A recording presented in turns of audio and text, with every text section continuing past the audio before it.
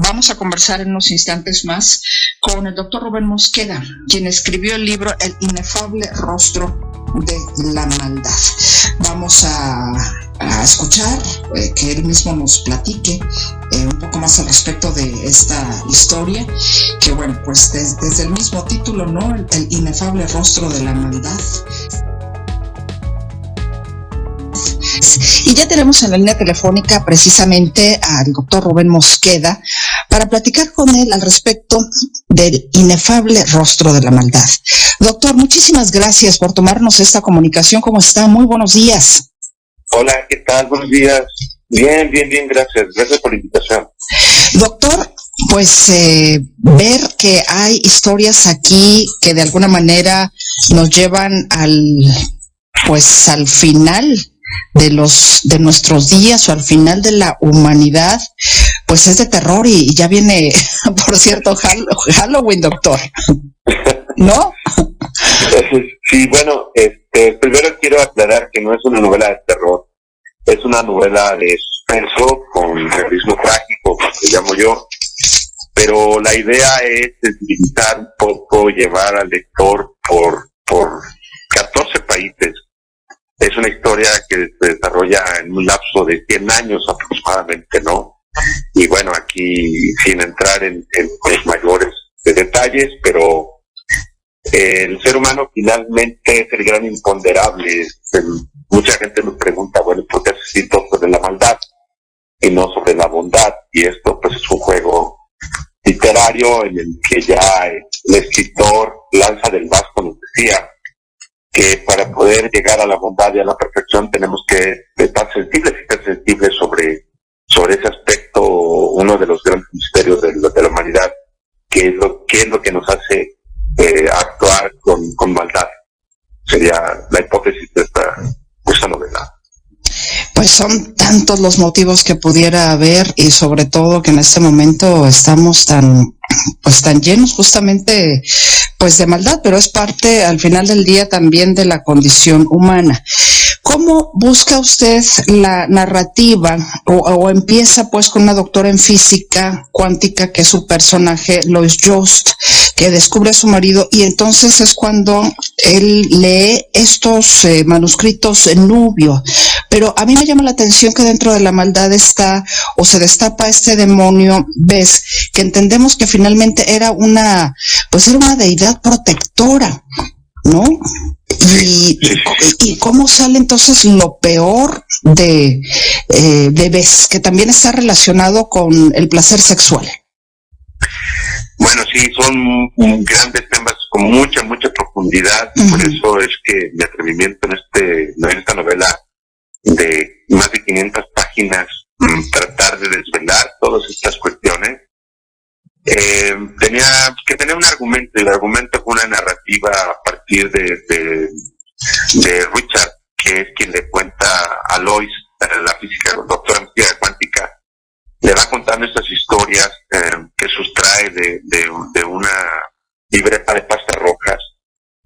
Y comenzamos la historia en Egipto, allá en Egipto después de la Segunda Guerra Mundial, en donde parecía ser un argumento ya muy trillado, pero no es así, sino que no quiero adelantarme a los sucesos, pero descubren una deidad de los tiempos primitivos de los nubios, y este diablo o diosillo, como le llamo, llamado Bes, pues no es la primera vez que estará apareciéndose a la humanidad, sino que son tres veces, 3 ocasiones.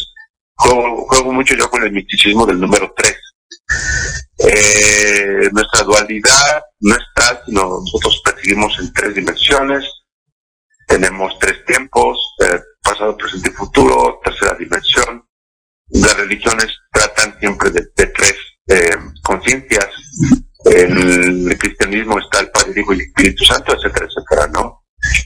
Entonces, el recurso literario está muy enfrentado a la realidad en la cual estamos viviendo en los tiempos presentes, y pareciera ser que se cumple todo esto. Un dato curioso es que yo esta novela la comienzo por el final, por el último, es una colección de cuentos, la novela, y el último cuento lo comencé a escribir en el año 2004 aproximadamente. Y en esa oportunidad, en ese tiempo, tuve la suerte de que me dieran el Premio Nacional de Creación Literaria por ese cuento. Y a partir de ahí fue que me di la tarea de construirlo, ir hacia atrás para dejar esta historia que, repito, entrelaza culturas, países, tiempos. Si usted se fija, está escrita en tres españoles, es el castellano, el argentino y el mexicano. Entonces la apuesta es que el lector tenga la oportunidad de embrollarse y trasladarse a aquellos escenarios, a aquellas realidades después de la Segunda Guerra Mundial, incluso una cultura tan lejana y tan próxima a la nuestra como es la cultura árabe, porque México tiene muchísima influencia de la cultura árabe. Deambulamos por la cultura italiana, la norteamericana, la argentina, y finalmente, como usted ya habrá leído, pues terminan los cuentos terminan acá en México. Y bueno, en ese caso, en este recorrido tenemos a Ibrahim, ¿no? Que precisamente brinca, bueno, se muda a Italia, se va a Argentina, y bueno, luego tenemos ya a otro personaje que efectivamente regresa a México.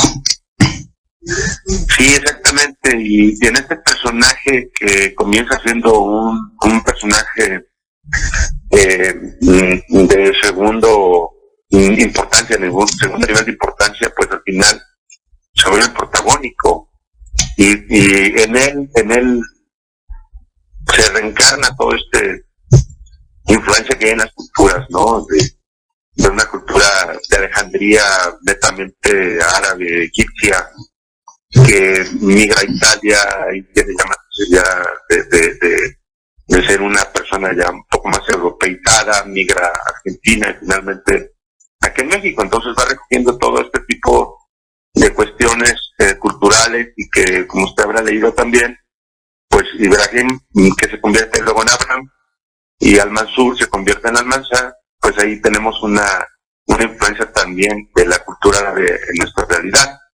Y es que al final él se deja llevar pues por la naturaleza humana, ¿no? Ahí hay una paradoja desde el punto de vista teológico que dice que si Dios nos da y luego nos prohíbe lo mismo que nos da, pues entonces estamos siendo presas de ese mismo Dios. Por eso es que ese capítulo se llama Asesinado por el Cielo, ¿no? Pero más allá de eso, el personaje descubre y se redescubre al final su propia naturaleza. No, y me parece también, doctor, que aquí hay una cuestión muy interesante a reflexionar, independientemente de esta geografía, por así decirlo, tan vasta que nos presenta en la narrativa. También el tema de darnos cuenta, efectivamente, cuando le preguntaba yo justamente por el dios o el diosillo, ¿cómo le dijo usted, el diosillo? ¿O cómo lo calificó?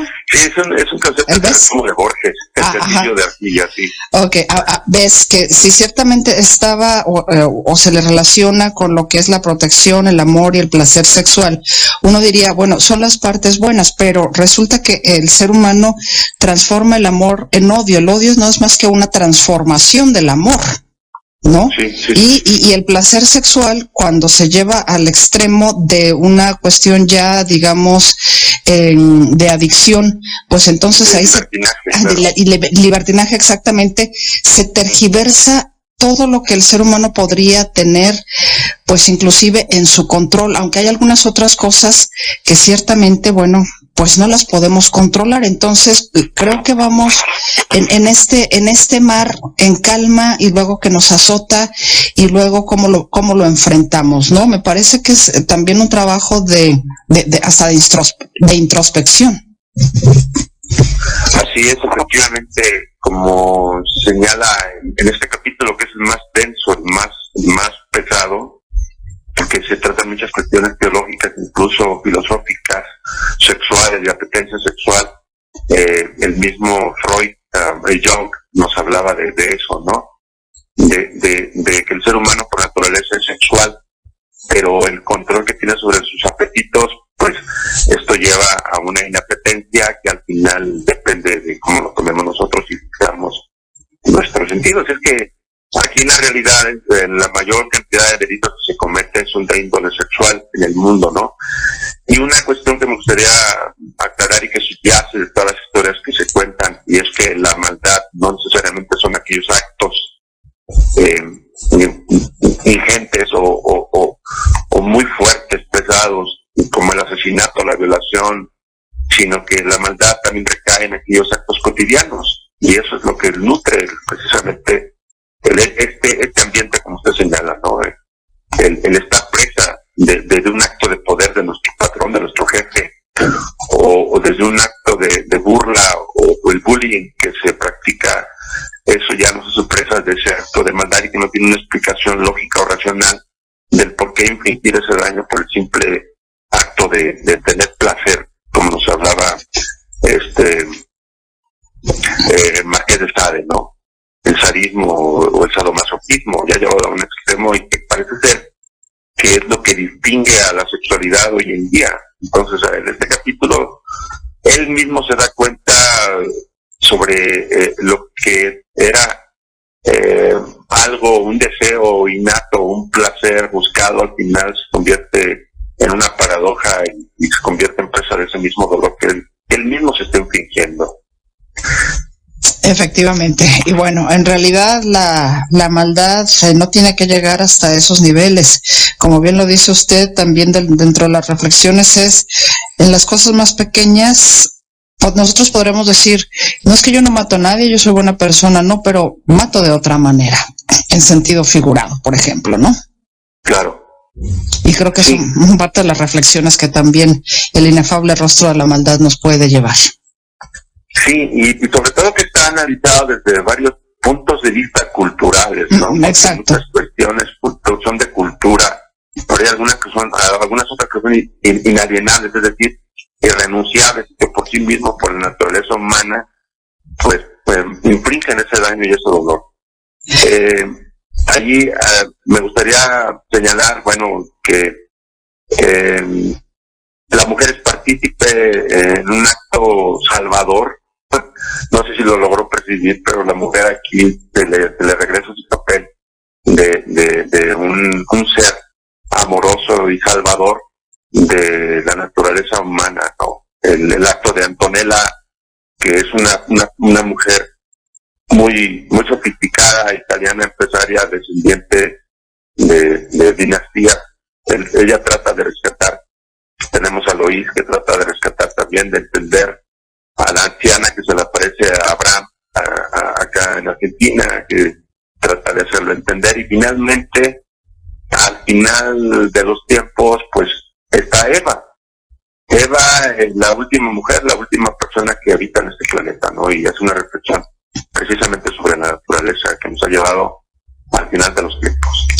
Y bueno, doctor, ya se nos viene el tiempo encima. El libro también contiene el cuento La Reconquista, ganador del Premio Nacional de Creación Literaria 2009. Digamos que nos vamos a llevar 2 en 1. Sí, exactamente. Como decía, yo comencé escribiendo esa novela por ese cuento y la reconstruí para hacer esta obra. Efectivamente. Pues, doctor, yo le quiero agradecer infinitamente que nos haya dado estos minutos para platicar sobre el inefable rostro de la maldad, que ya está a la venta y es de Editorial El Buque. ¿Es correcto? Sí, Editorial El Buque, lo pueden encontrar en librerías. No sé si puede decir dónde lo pueden comprar. Sí, lo tenemos en Gonville. Voy a estar haciendo una presentación el 29 de noviembre allá con ustedes en Guadalajara. ¿Va a estar en la Feria Internacional del Libro? Paralelo, ahí en la librería de Gonville. Ah, ya. Bueno, pues ojalá que tengamos el gusto de poder conversar con usted de nueva cuenta, doctor. Claro que sí, muy gentil de su parte. No, al contrario, le agradezco a usted infinitamente y por supuesto le deseo muchísimo éxito con esta novela, El inefable rostro de la maldad. Que tenga un estupendo día, doctor Rubén Mosqueda. Gracias, está teniendo buen éxito. Gracias, hasta luego. Bueno, pues ahí está entonces, usted puede participar con nosotros, ya tiene un poco más de detalles de qué se trata esta novela, sí, diferentes geografías, una cuestión pues compleja en la reflexión, en las diferentes culturas, trata el doctor de irle llevando dentro de lo que está compuesta la humanidad y de sus diferentes aristas, por decirlo de una manera, y ciertamente, bueno, pues el tema de la maldad ahí como un eje central es parte de la naturaleza humana. ¿En qué momento perdemos quizá el equilibrio y nos volvemos en seres malos? Y no necesariamente que es que matemos.